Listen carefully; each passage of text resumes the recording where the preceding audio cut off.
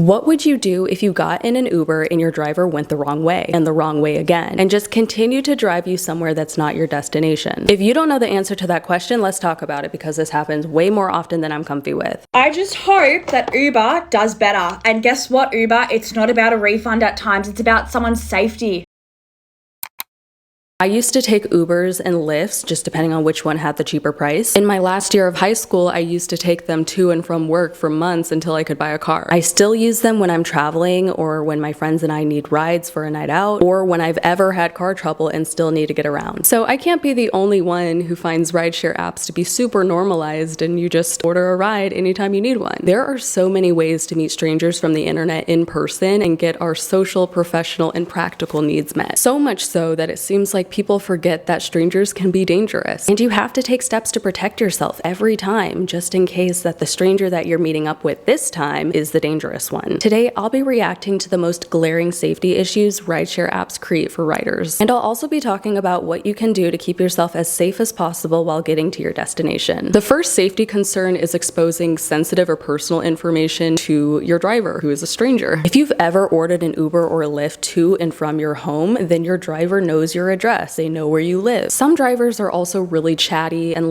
okay, some people just like to make conversation, but if you're not careful, that can lead to a stranger having even more information about you. The Safeway at the time was the only place that had vaccines available, and I really wanted to get it over with, but it was really far, it was on the edge of town. I let the Uber driver know that because we were just making small talk, and he offered to wait for me till I was done getting my vaccine because he said there were barely any Ubers that were in that area. I thought it made sense and I agreed, and he didn't give me any red flags because he was giving me grandpa vibes because he was a really old man. He asked for my number and told me to let him know when I was done and he would just bring the car around. I gave him my number, I got the vaccine, and the lady that gave me the vaccine was like, oh, just wait here 15 minutes in case there's any severe reactions or symptoms with your vaccines. As I'm waiting, there was a knock on the door and it was my Uber driver, and he was like, hey, you haven't texted. I wanted to see if everything was okay. I don't know, up until this point, I just thought he was being very nice and grandfatherly, so I didn't really think it was that creepy. It wasn't until I got this chill down my back on the way back to my house because my eyes started to get really heavy and I started to get really sleepy, which I assume was a symptom from the vaccine.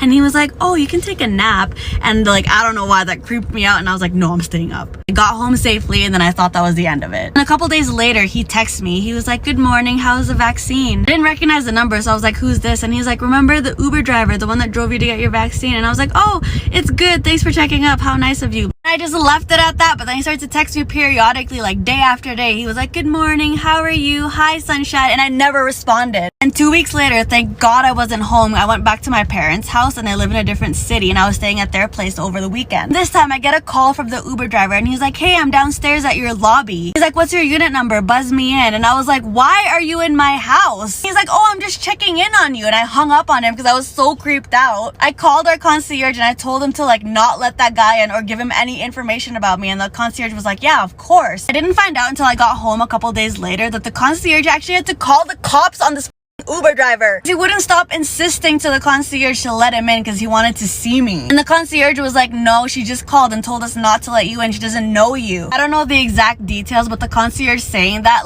tipped him off, and he just started to cause a scene in front of everyone at the lobby. I submitted a report to Uber, and I never heard from that driver again. That's terrifying. Also, a lot of things. It's not her fault that this driver is disgusting, because this is a truly terrifying situation, but this video is more focused on protecting yourself and preventing these adverse events as much as possible. Because the thing with strangers is that you don't know who is a good person and who isn't until you really take the time to get to know them. And if you don't have a tight guard up and really strong boundaries for your safety to begin with, then the strangers who are not good people will absolutely take advantage of that. Even with something as little as making small talk with the driver, letting him know oh, I'm just on my way to go get my vaccine. It seems completely harmless, but sometimes you just really have to weigh whether there's a real benefit to answering any personal questions. Is there a real benefit to this person knowing what I'm on my way to go do, where I work, and a bunch of other stuff? If I'm in an Uber or a Lyft, it's just to get to a destination. This is me meeting a stranger in person for the first time, but it's not for a social reason. And then there's also that she agreed to give the driver her phone number, and she agreed to let that driver take her home from the pharmacy. She didn't really say, but I wouldn't think that ride back home from the pharmacy would be tracked by the app. I mean, they offer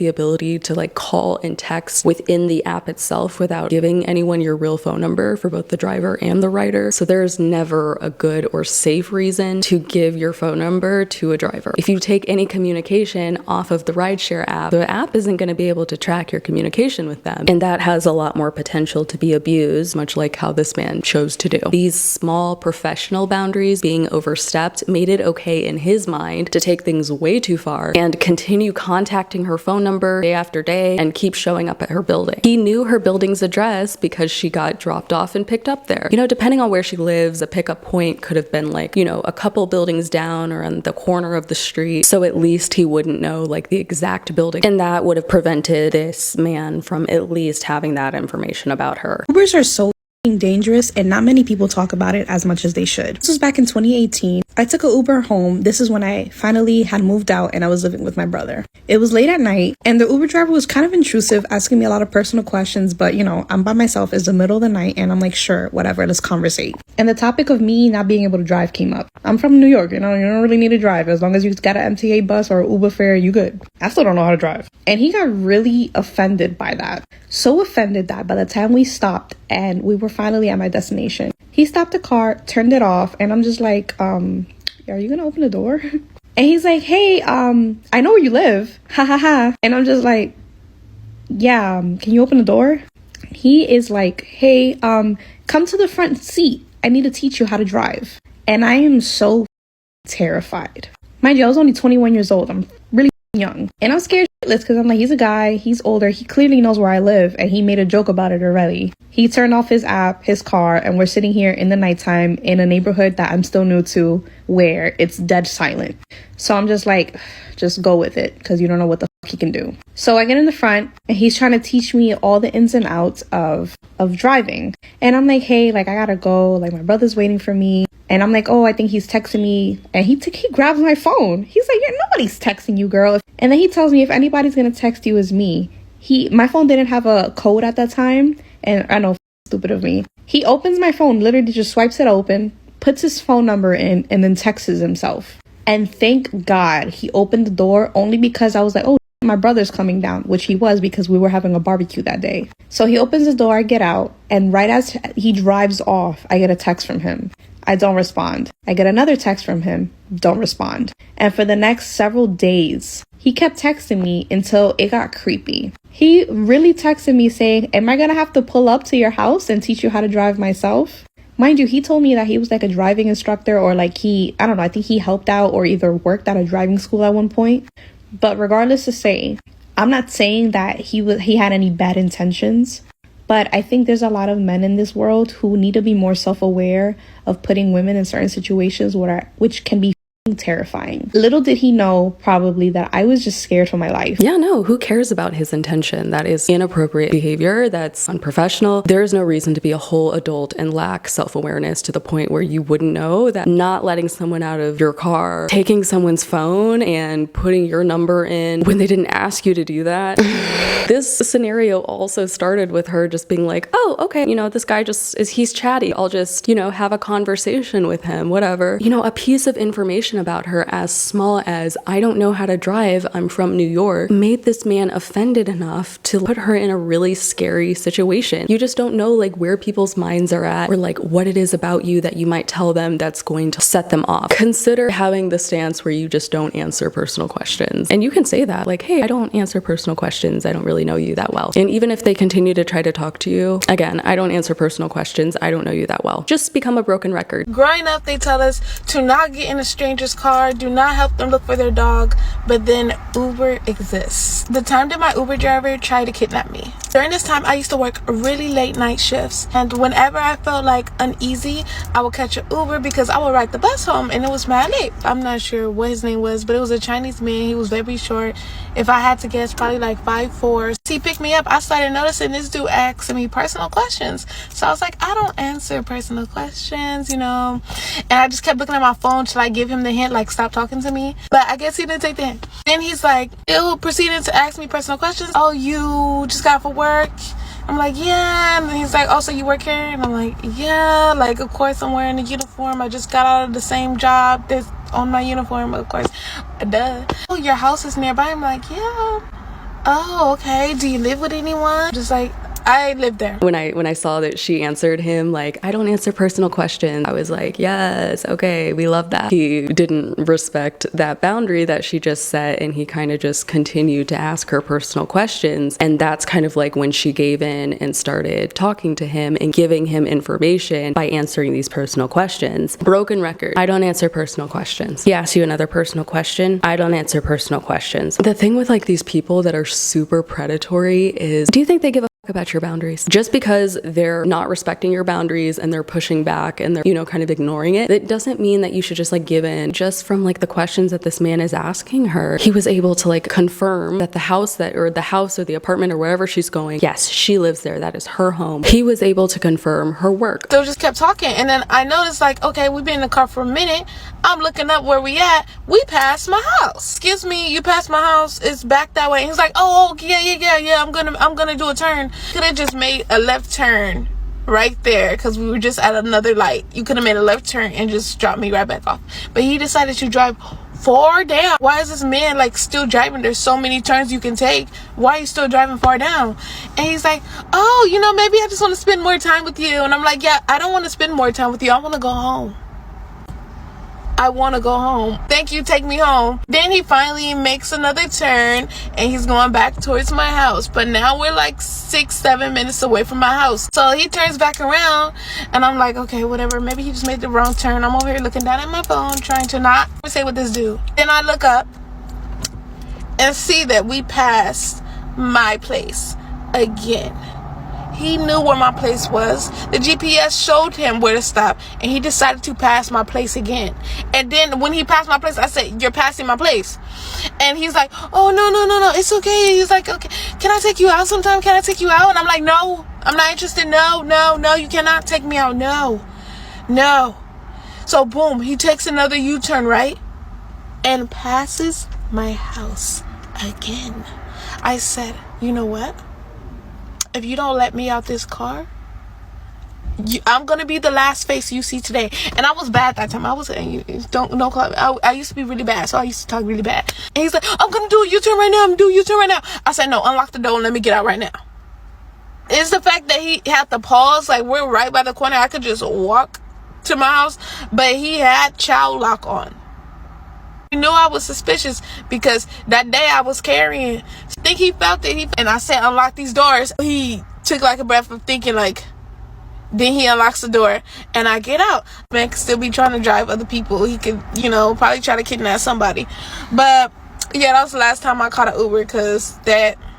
Imagine paying someone to kidnap you. 6-7 minutes after he passed your house. That's really far. The next safety concern with rideshare apps is that you are in a locked space controlled by a stranger. Things you can do to kind of deter people who kind of like are having ideas of doing something sketchy. When you order your ride, before you approach the car, make sure that the license plate, make and model of the car matches the description in the app. Before getting in, confirm the driver is your driver. But don't say something like, hi, are you here for Sydney? Because anybody can just agree to that. So before getting in, ask the driver, who are you picking up? During the ride to your destination, pay attention. Follow the route that you're taking in the app. This way you can catch if they're going the wrong way, they're taking any turns, they're going somewhere else that's not your destination. Because as much as you don't want that to happen to you at all, the earlier that you catch that happening, the better. That being said, definitely don't fall asleep. You can even share your ride location directly from the Uber and Lyft apps. And even take it a step further and get on a call while you're in the car. Let the person on the other end know that you're on your way and what time you'll be there and that you shared your ride location with them. Do this even if you are by yourself from point A to point B and no one is expecting you at your destination. I don't know how good your acting skills are, but you can literally just, hey, if it makes you feel like super nervous and uncomfortable to like be on a fake phone call, you can like beforehand voice record the other end of the conversation, if that makes sense. You would just like voice record someone being like, hey, are you on your way? You would just be like responding to what you recorded earlier. You would just go to the voice memos in your phone, make sure you have like your AirPods in so it's not playing out loud. I know some people just feel nervous, you really want to sell the bit. I had a scary Uber ride last night, and this is just kind of my PSA to all of the girlies and everyone out there to just be so aware and be so careful when you're out. So it was me and 3 friends. They were in the backseat, I was in the front. We get in and our Uber driver, it's a man, and he's like being very quiet, like not looking at us. He's like very anxious and very awkward that we're in there. So I'm in the front seat, I'm watching, and he keeps missing the turns and is not going necessarily like out of the way, but instead of turning left, keeps going straight and is like just purposefully not taking the way that Uber is suggesting. So that's like concerning me. So I keep watching and make sure we're going the right way. Then every time we're at a red light, he's like fidgeting with himself and like reaching down towards his pants and like his socks. And he's very like anxious, and you can just tell that the tension is very high with him. And I'm like, there are just red flags going off in my mind. I just had this gut feeling. Girls know it. Like, you just know when something's off. So I call my sister. I text her. I say, call me. So she calls me, and I start doing the script. Everybody knows the script of, hey, I'll be there in 5 minutes. And I'm giving her where we are. I'm telling her what street we're turning onto. I say out loud, you have my location, right? You're tracking me? Okay, cool. So you see where we are. We'll be there to your apartment in a couple minutes. Mind you, this is not my sister's apartment. She is 50 minutes away at home in bed. But we're doing the back and forth. I ask her, is your boyfriend going to be there? Eric's going to be there, right? Is he going to be in the driveway, or is he just going to unlock the door for us? So now he's thinking my location is being tracked, and there's a guy where we're being dropped off. My friends in the backseat don't know what's happening. So after I hang up and say like, oh, we'll see you in a couple minutes, I text my friend and say, I'm getting bad vibes. So she shows the other girls in the backseat. So a couple minutes later then into this ride, my friend goes, oh, my boyfriend is going to meet us at the apartment too. They're getting a ride there. We'll be showing up at around the same time. So now now we're all creating this false narrative to make sure that if something were to happen, there was just a bad feeling. Like, now this person knows that people know we're going to be there. There's guys meeting us, and people have our locations. And maybe it was like, maybe I'm over exaggerating. Maybe nothing was going to happen. But the worst case scenario is that we don't get out of that Uber. Best case scenario, we just told a little lie. Exactly. Everything she did here, make it abundantly clear that you are accounted for. People are expecting you. People have your locations. You are not convenient to try any crap with. What is my favorite gun? My favorite gun is a Glock 43. Unfortunately, they're not legal in California, even with my concealed carry. I don't want to talk about prison right now. And yes, I'm still donating money to the victim's family. Yeah, I go to the range almost every weekend. I go with my husband and all of my brothers. I'll pick you up after you get off. Do you want in and out? You are the best big brother ever. I didn't even know you were in here. Oh, my cousin's in the chat. Not you tracking me.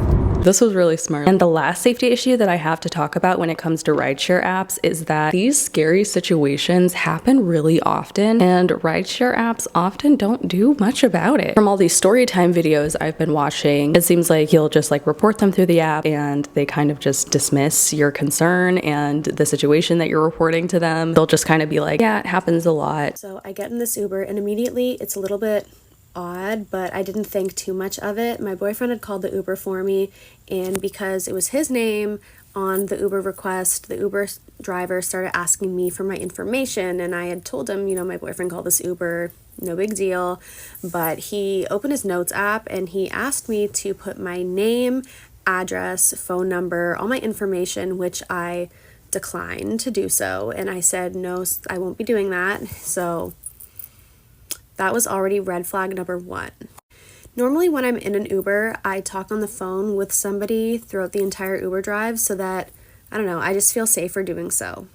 And I was doing that. I was on the phone with a friend, and nothing out of the ordinary happened while I was on the phone.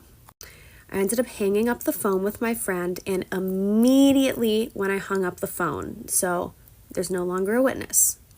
Immediately when I hung up the phone, my Uber driver, he grabbed his phone off of the stand that it was on in the car, took it in his hand, and shut off his phone.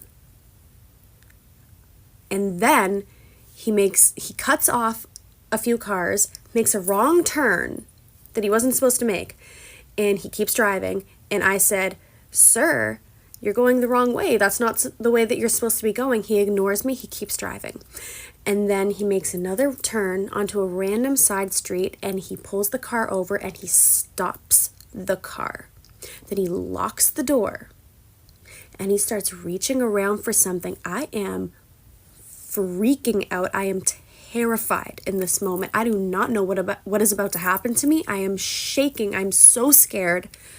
So all I could think of to do in that moment, I took my hands and I manually unlocked the car door. I jumped out of the car and I took off running down the street. Like, I am sprinting, out of breath. I'm shaking. I thought I was going to die.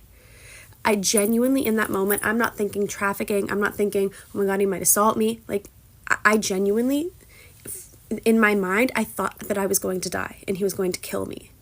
That's what I thought. It was the most terrifying thing that's ever happened to me. And when I got out and I took off running down the street, he starts calling after me and it looks like he's about to get out of the car. I don't know. So I picked up my phone and I dialed the first number that was the last number in my phone, which was the friend that I was talking to previously. And the second he saw that I was making a phone call, he backed off.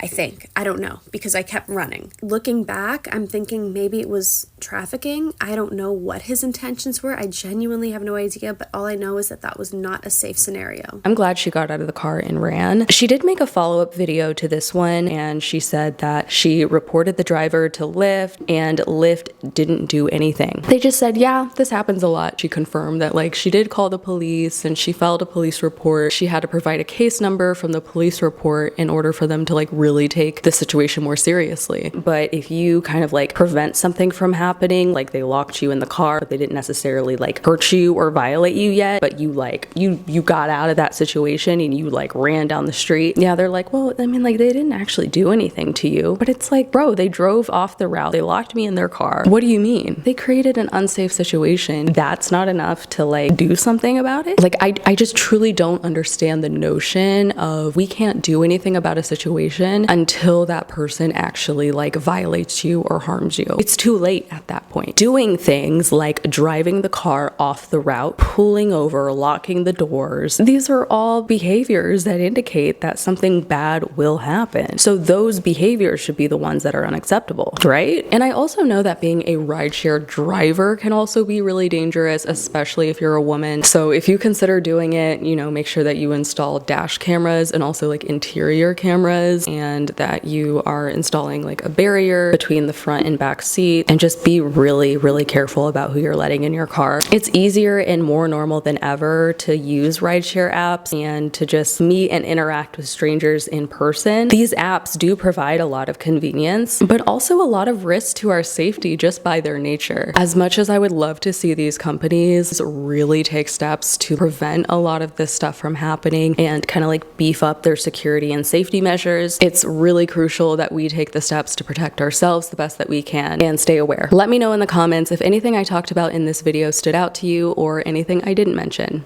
Get up!